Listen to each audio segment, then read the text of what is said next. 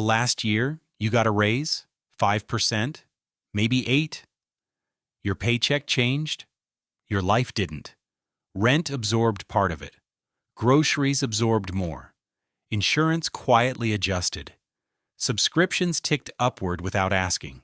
You worked harder. You earned more. And somehow your margin stayed thin. A decade ago, a raise felt like movement. Now it feels like maintenance, like running faster just to stand still. Your employer calls it progress. Your bank balance calls it survival. So what changed? If income goes up, shouldn't stability increase with it? Or was the raise never meant to move you forward at all? Because if effort increases and pay increases and yet pressure remains, something in the structure isn't translating. But that still doesn't explain why the raise feels like a reset instead of progress.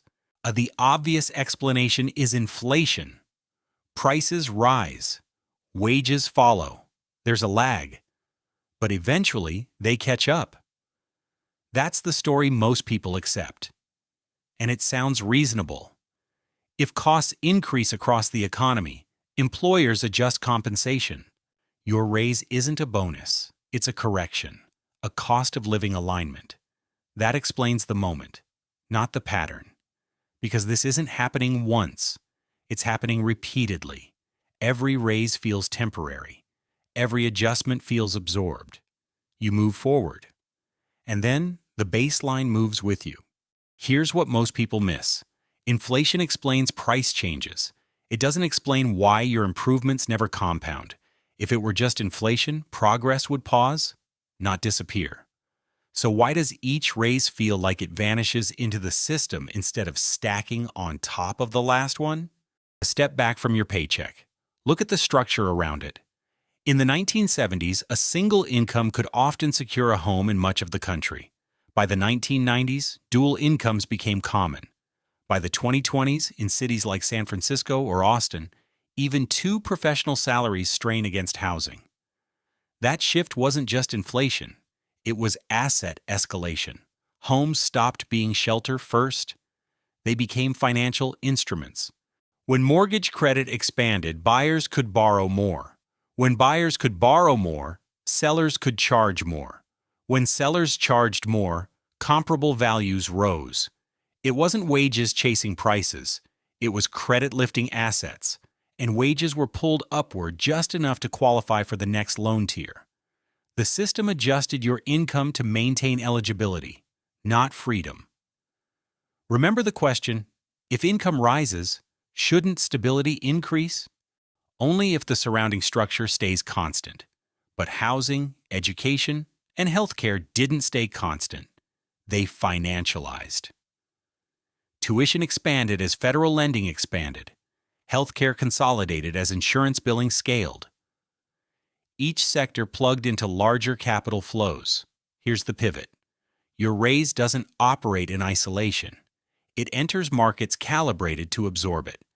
If lenders increase approval thresholds by 5%, employers can increase wages by 5%. Your raise becomes a passport, not to progress, but to access. And access has a price.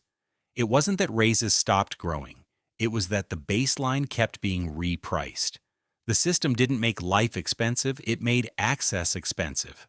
And now the mechanism becomes visible. Start with credit.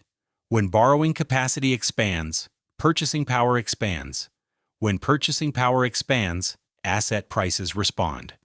Housing reacts first. Education follows. Healthcare adjusts in parallel. Employers then benchmark compensation against local cost structures.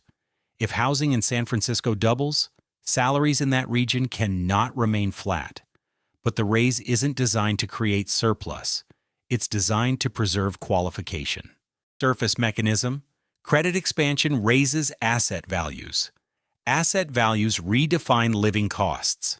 Living costs pressure employers to adjust wages, reinforcing loop. Higher wages justify higher loan approvals. Higher loan approvals justify higher asset prices. Higher asset prices require higher wages, and the cycle stabilizes itself. If housing depends on credit availability and credit markets depend on rising asset values, then protecting asset values requires protecting the wage levels that sustain them. Stability of the system depends on you staying just qualified, not comfortably ahead. That's the inevitability. Your raise feels neutralized because it is entering a pricing environment that recalibrates around income levels. The system doesn't eliminate progress, it pre-absorbs it. That's not a conspiracy. It's an incentive alignment. Employers compete for labor, banks compete for borrowers, institutions compete for yield, but none of them are optimizing for your margin. They are optimizing for throughput. And throughput increases when income stays synchronized with expanding cost structures. So when you receive a raise, the system reads it as capacity. Capacity gets priced, and priced capacity becomes the new floor. The question from the beginning changes form. If income rises, shouldn't stability increase? Only if stability isn't already collateralized. In this structure, your income is not just earnings. It is a variable inside a larger balance sheet, and balance sheets defend themselves. Go back to that moment.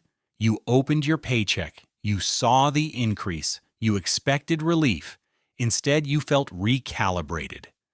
At the beginning, the question was simple. If income rises, shouldn't stability rise with it? Now it looks different. What if stability was never tied to income alone? What if it was tied to your position inside expanding systems? You are not just earning, you are interfacing with housing markets, with credit markets, with insurance pools, with institutions that price access based on capacity. When your salary increases, your category changes, your rent bracket adjusts, your mortgage ceiling shifts, your tax exposure widens. Progress doesn't disappear. It gets translated into higher eligibility, translated into higher commitments, translated into tighter coupling with the structure. You weren't falling behind. You were being synchronized. That's the gravity frame. A raise feels like motion, but inside an asset-sensitive system, motion triggers repricing, and repricing resets your baseline. It wasn't your effort that failed to compound. It was your surplus that never existed independently. It was already anticipated. The system doesn't block advancement. It integrates it. And once integrated, it protects the new level as normal. So the next time your income rises, ask a different question. Not, did I earn more? But what will adjust because I did? Because in a structure built on expandable access, progress is measured in qualification, not freedom. And qualification, by design, always has a price.